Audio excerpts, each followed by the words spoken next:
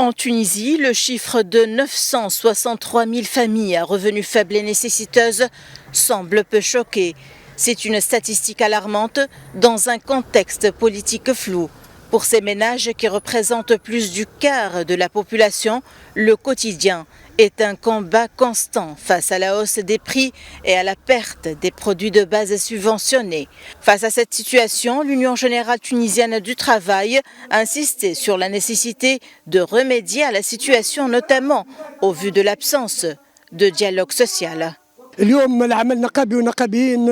y a des restrictions sur le travail syndical en Tunisie. Il n'y a plus d'activité syndicale, il n'y a plus de dossiers à examiner avec le gouvernement.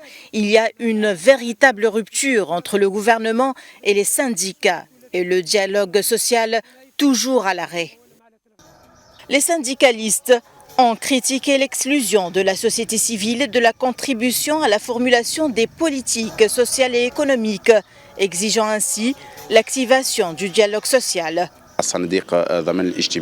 Cette année, il est apparu clairement que le pouvoir politique a entrepris des réformes, ou ce qu'il considère comme des réformes, indépendamment de l'Union générale tunisienne du travail, qui considère cela comme une rupture avec le dialogue social qui caractérise l'État tunisien depuis des années.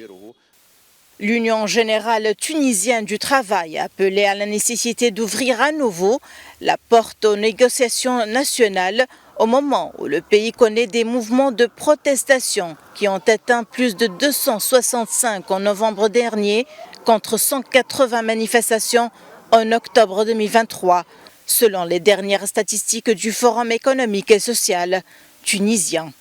Le conflit entre l'Union générale tunisienne du travail et le gouvernement s'est élargi et il semble que toutes les voies du dialogue soient fermées malgré les conditions sociales difficiles.